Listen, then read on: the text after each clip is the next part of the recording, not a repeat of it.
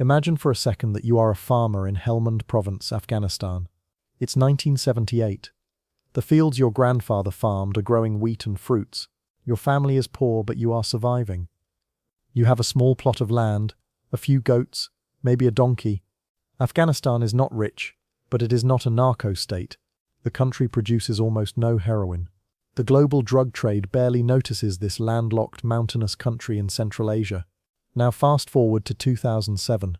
You are still a farmer. But now you are growing opium poppies, not wheat.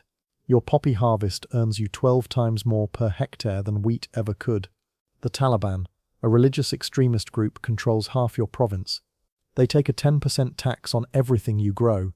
The warlord who runs your district takes his cut too. And the government official in the capital? He is on the payroll of a drug trafficker. Across the country, opium now represents 93% of the world's entire illicit supply. Afghanistan, a country smaller than Texas, is flooding the entire planet with heroin.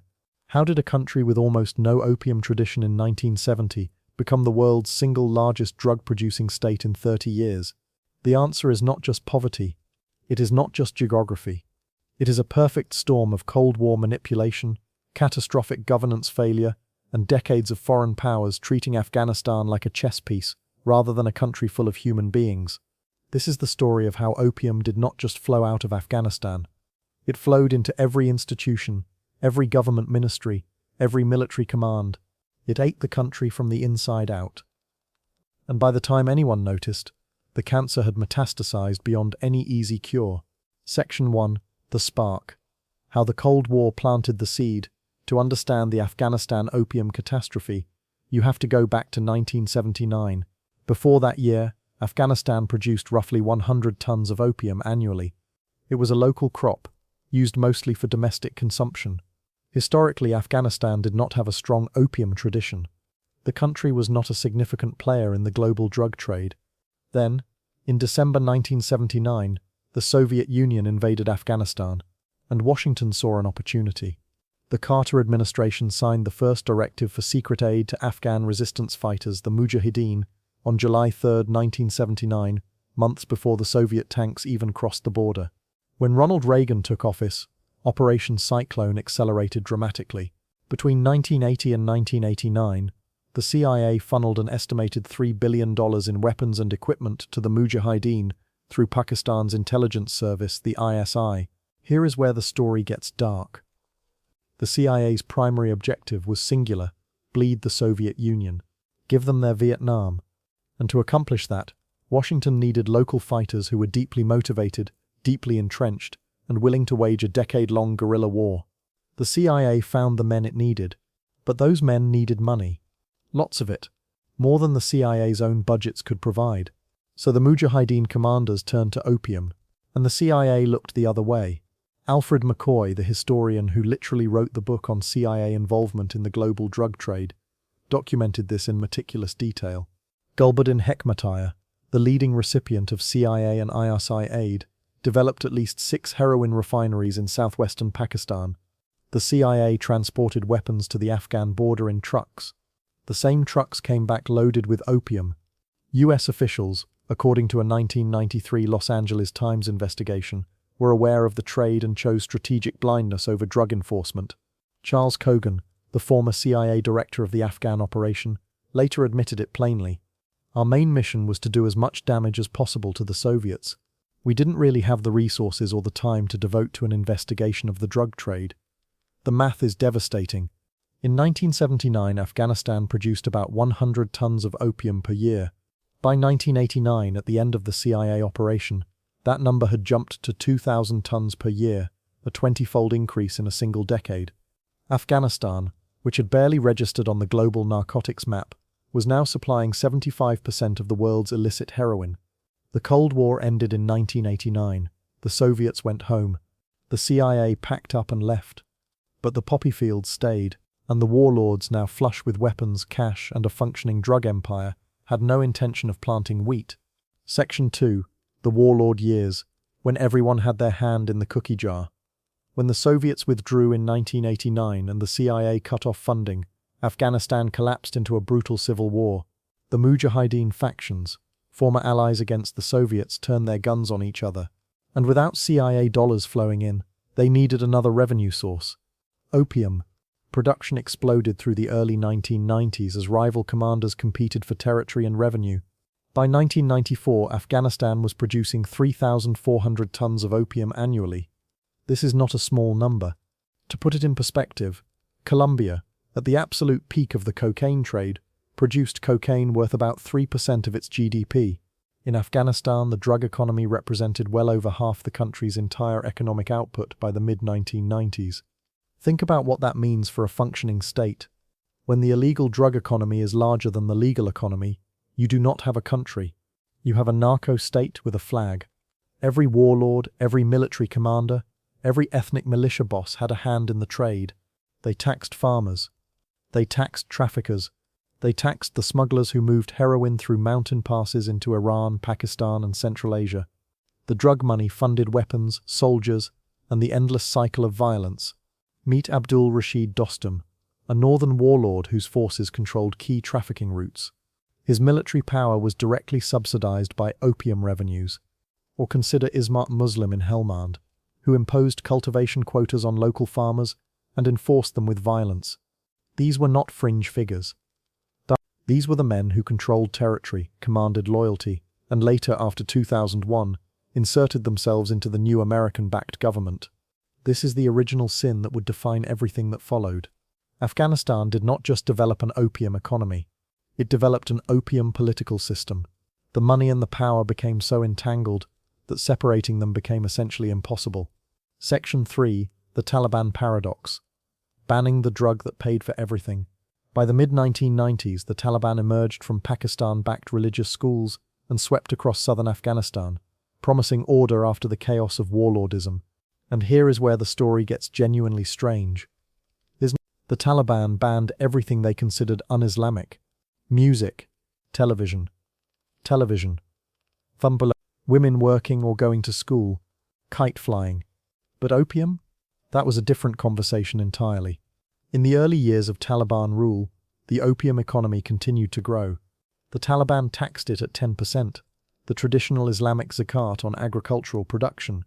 They built model farms, teaching farmers to grow poppy more efficiently. They distributed fertilizers for cultivation. By 1999, Afghanistan under Taliban rule hit a record high of 4,500 metric tons of opium. This was not an accident. The Taliban needed the money. The zakat on opium and heroin trafficking was generating between $45 million and $200 million per year for the Taliban treasury. But then in July 2000, something shocking happened. Mullah Omar declared that growing poppies was un-Islamic.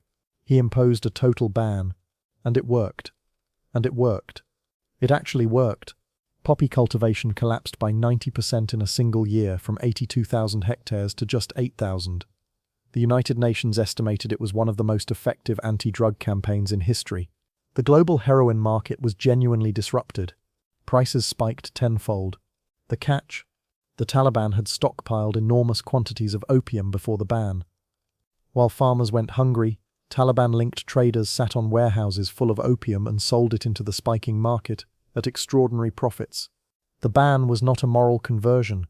It was market manipulation on a national scale. They used the power of a state to corner the market. Then came September 11th, 2001. US forces invaded Afghanistan. The Taliban collapsed. And within months, Afghan farmers were planting poppies again, this time with no ban, no enforcement, and an enormous unmet global demand waiting to be satisfied.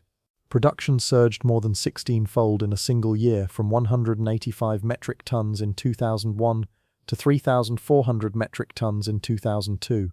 The trap had been reset. Afghanistan was back in the heroin business. Section 4, the American blunder, $9 billion, zero results. If you think the story so far is depressing, get comfortable, because here is where it transitions from tragedy to farce. After 2001, the United States became the dominant foreign power in Afghanistan. The initial military objective was clear: destroy al-Qaeda, eliminate the Taliban, prevent Afghanistan from being used as a terrorist base. Drug policy was, frankly, not the priority. The US military needed Afghan warlords as intelligence assets, as local militia partners, as the ground-level operators of the counter-terrorism campaign. And those warlords? Many of them were deeply embedded in the opium trade. So for the first several years, the US essentially adopted a laissez-faire policy toward opium. They looked the other way at the same drug lords they had looked away from in the 1980s, for the same reasons. Strategic convenience trumped drug enforcement. When Washington finally got serious about counter-narcotics around 2003 and 2004, the approach was the classic American playbook: money. Lots of it.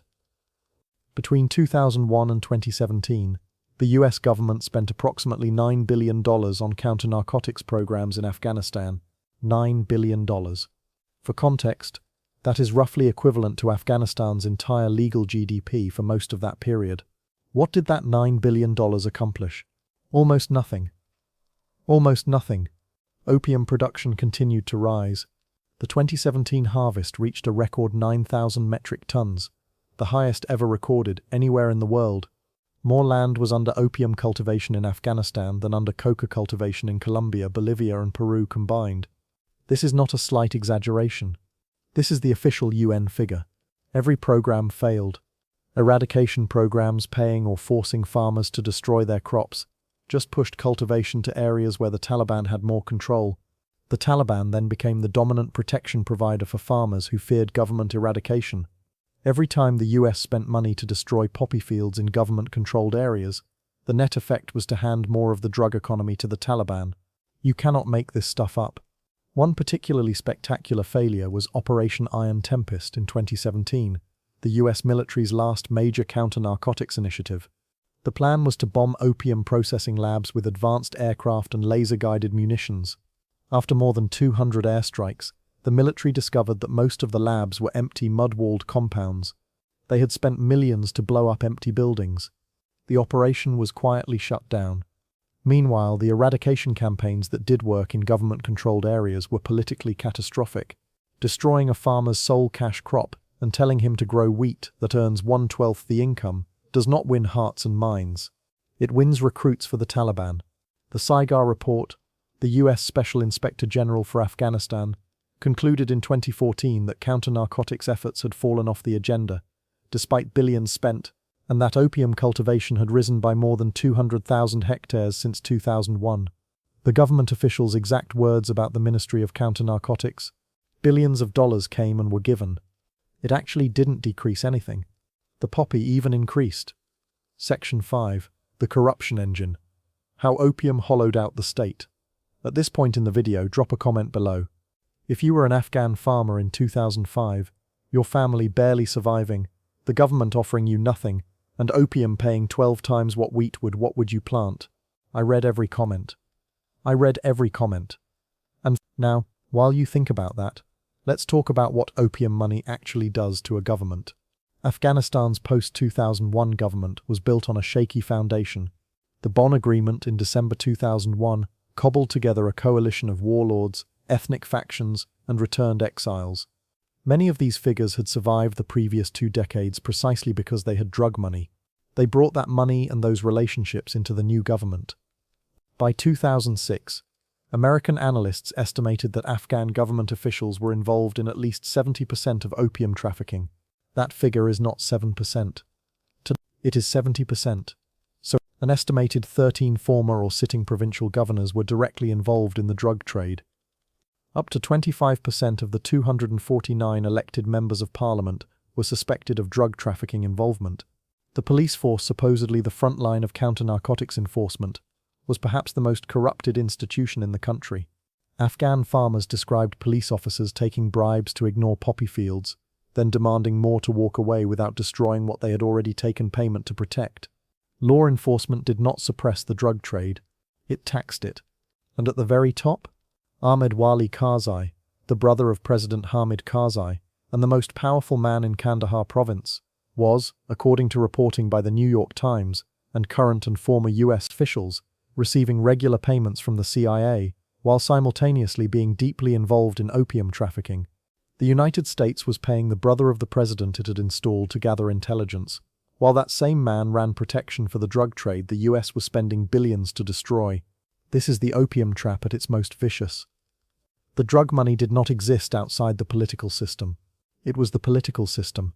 The patronage networks that kept warlords loyal to Kabul, the payments that kept provincial commanders from defecting to the Taliban, the salaries of underpaid police officers, all of it was supplemented or replaced by drug money. You couldn't remove opium from Afghan governance without the governance collapsing. And the governance was collapsing anyway, just more slowly. Douglas Wankel, the DEA agent who ran counter-narcotics in Kabul from 2004 to 2007, summarized it with painful clarity.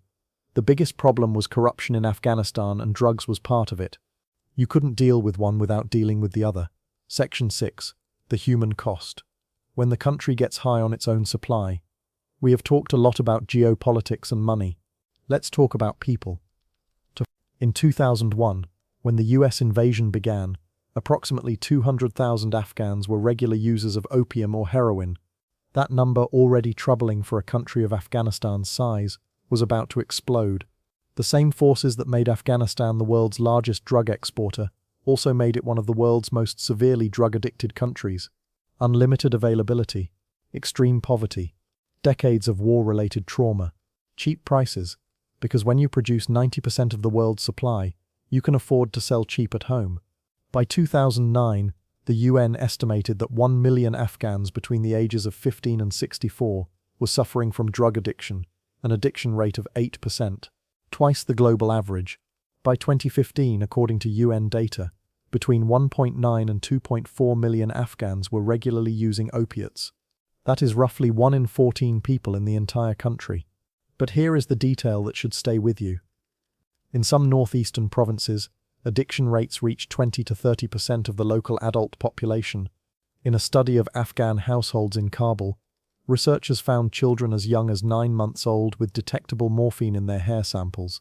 Parents were dosing infants with opium, sometimes as a traditional sedative, sometimes because the parents themselves were so addicted that the children were passively exposed. A 10-year-old girl in one study had heroin metabolites in her hair at concentrations that would hospitalize an adult. By 2015, it was estimated that drug use affected 31% of Afghan households, nearly 1 in 3. This is not a drug problem on the margins of society. This is a drug problem that consumed the social fabric itself. And treatment? A 2009 survey found that only 10% of Afghan drug users had ever received any form of treatment, even though 90% of them said they needed it. The country that was producing most of the world's heroin had essentially no capacity to treat the addiction crisis erupting within its own borders. It was exporting misery globally and consuming its own poison at home. Section 7. Taliban 2.0. The strange twist ending. And now we get to the genuinely bizarre final chapter. In August 2021, the Taliban swept back into power as the US military withdrew. In their first press conference, Taliban spokesman Zabihullah Mujahid said the new government had no intention of becoming a narco state. Most observers laughed. For good reason. Between 2000 and 2021, the Taliban had used opium money to fund its insurgency. Conservative estimates suggested the Taliban received between 10 and 50% of its total revenue from drug trafficking. Some estimates placed the figure at up to 60%. During the 2021 harvest, the year they retook Kabul, Afghan farmers planted 32% more opium than the year before. The country was about to have another record crop. Then in April 2022, the Taliban's supreme leader issued an edict. All opium cultivation was banned. Immediately. Effective now. And it worked. And it worked. Again. In a single year, poppy cultivation in Afghanistan collapsed by 95%. From 233,000 hectares of cultivation to a fraction of that. The UN reported that potential opium production dropped from roughly 6,200 metric tons in 2022 to just 333 metric tons in 2023. Afghanistan went from producing 85% of the world's illicit opium to almost none. This is the part that breaks your brain. The Taliban, a group that had funded its 2-decade war against the United States, largely through opium money, succeeded in eliminating opium cultivation more completely and more quickly than the United States had managed with $9 billion and 20 years of effort. How? Fear. When Mullah Omar banned opium in 2000, and when the Taliban banned it again in 2022, farmers complied because non-compliance carried terrifying consequences. There was no eradication payment, no negotiation, no carousel of consultants. There was enforcement backed by violence and total territorial control. The Taliban could do in months what the US democracy-building project could not do in decades, for the simple reason that the Taliban actually controlled the territory. But here is the other side of that coin. Section 8. The trap closes. When you kill the drug, you kill the economy. The Taliban's opium ban has been described as a counter-narcotics success. In the narrow sense of the word, less opium being grown and exported. But it has also devastated the Afghan rural economy in ways that will take years or decades to reverse. Before the ban, income from 1 hectare of opium was approximately $6,800 per year. Wheat, the most viable alternative crop, brings in roughly $770 per hectare. That is not a small gap. That is a 9-to-1 income collapse for farmers who switched crops. With limited irrigation, poor soil in many regions, and no access to credit or market infrastructure, the alternatives simply do not close the difference. The ban has affected the livelihoods of an estimated 7 million people, farmers, seasonal laborers, processors, and the countless secondary workers whose incomes depended on the opium trade. Annual farm revenue dropped from $1.3 billion in 2022 to $110 million in 2023. That is an $1.2 billion contraction in a single year, in a country where the entire formal government budget is only $2.5 billion. Economic projections from the UN Development Programme suggest a sustained 70% reduction in opium production will cause a cumulative GDP decline approaching 8% in an economy already crushed by sanctions, the withdrawal of international aid, and the collapse of foreign investment, and the humanitarian consequences are stacking up. Close to 40% of Afghanistan's population already suffered acute food insecurity before the opium ban. With rural incomes now decimated, that number is growing. International aid donors walked away from more than $2.8 billion in infrastructure projects when the Taliban took over.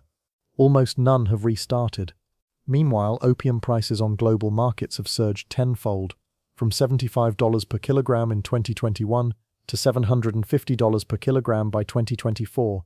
The criminal networks and organized crime groups that stockpiled opium before the ban are now selling at extraordinary profits. They are the winners of the ban.